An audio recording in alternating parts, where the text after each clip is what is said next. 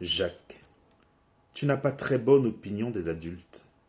Tu ne les admireras pas plus quand tu sauras qu'en 100 ans, des débuts de la Troisième République à notre cinquième laxiste, de 1871 à 1974, ton ministère a changé 32 fois de nom.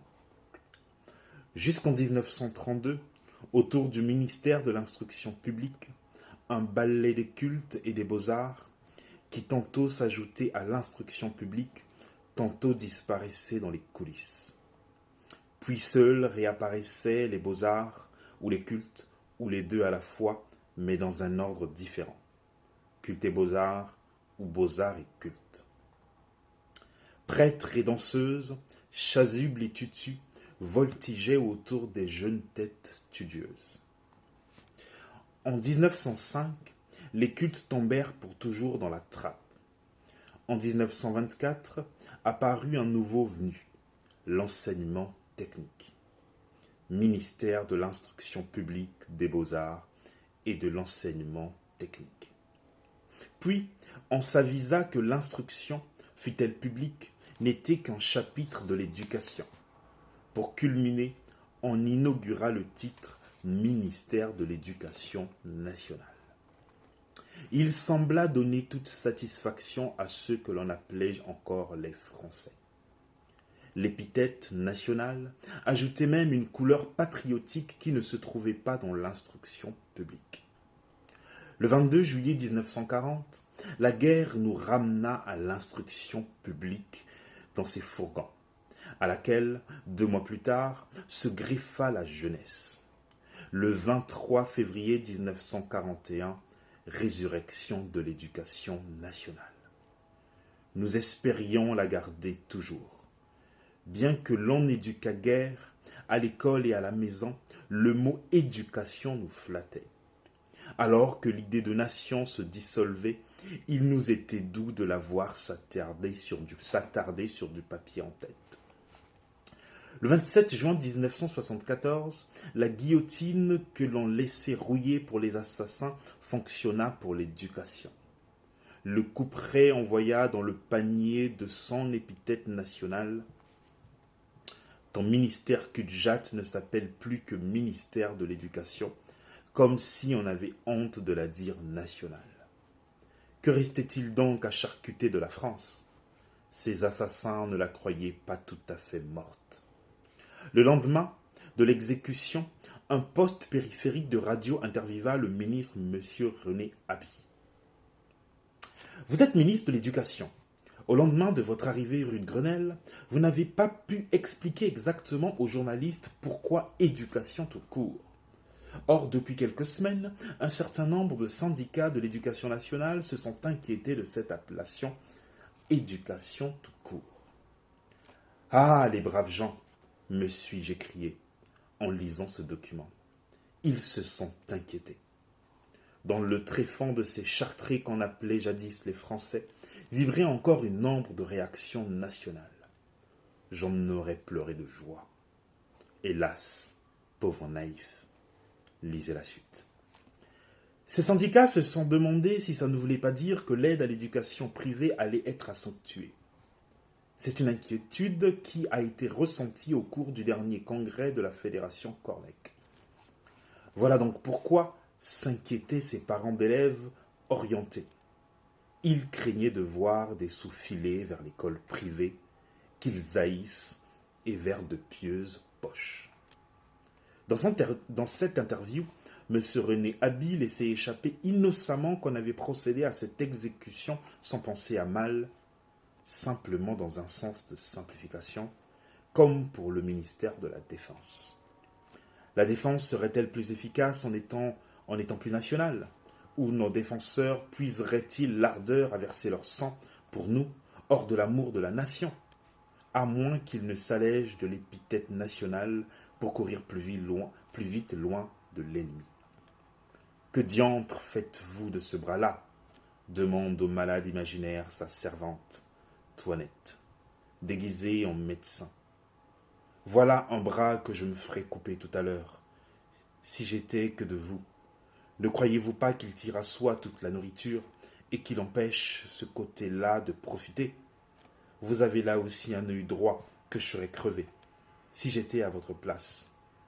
Ne voyez-vous pas qu'il incommode l'autre et lui dérobe sa nourriture? Croyez-moi, faites-vous le crever au plus tôt.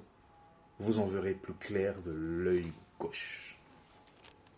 De simplification en simplification, la France se réduit à un bras gauche, une jambe gauche, un œil gauche et à la moitié gauche du cerveau pour travailler, marcher, entendre, voir et penser plus clair.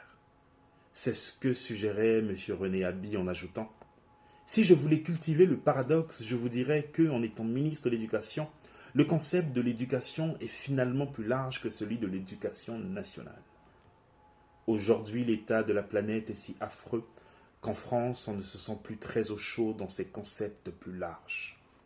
Nous flottons si piteusement dans ces immensités que nous éprouvons le besoin de resserrer les mailles de notre côte. C'est à cette opération que s'emploie un de nos ministres les plus subtils, M. Christian Belac.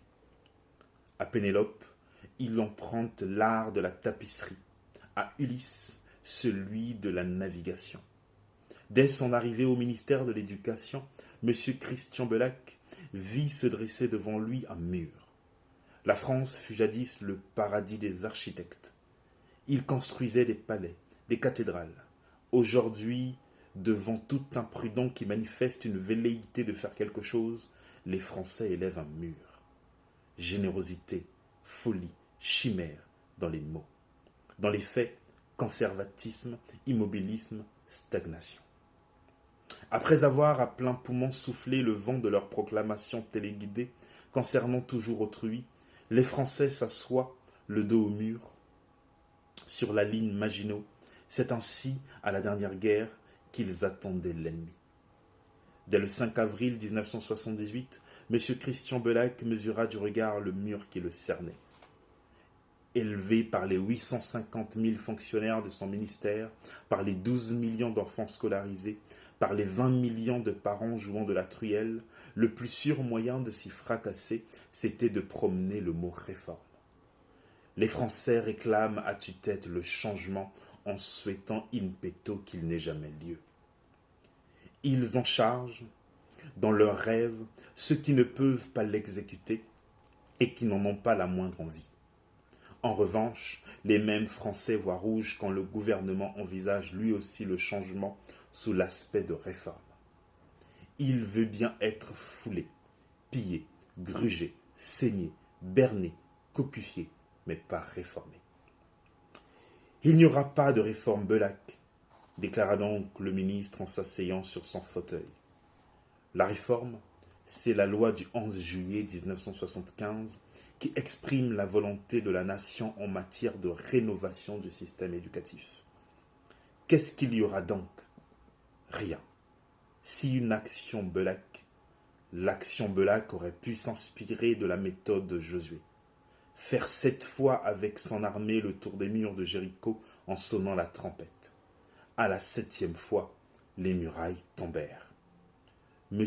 Christian Belac trouva cette méthode un peu bruyante, dans un pays où l'on utilise les trompettes que pour le jazz.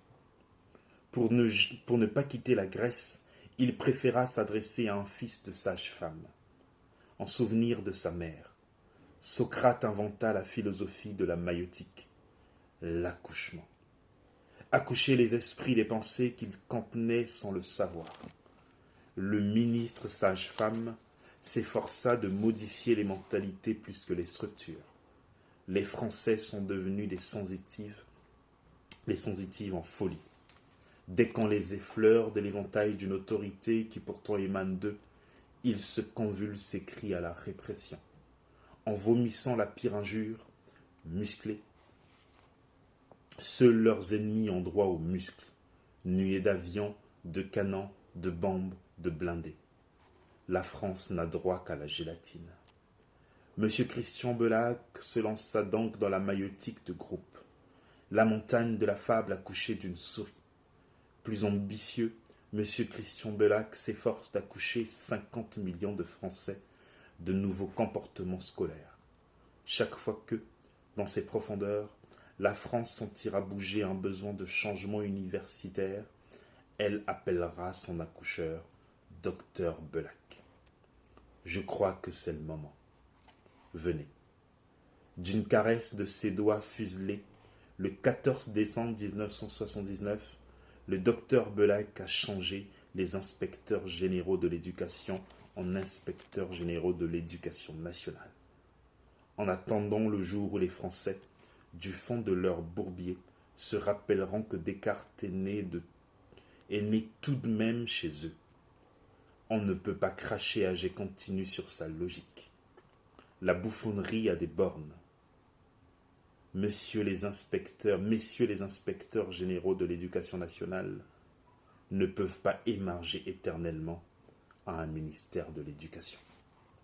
Vive la France, sa culture et son peuple.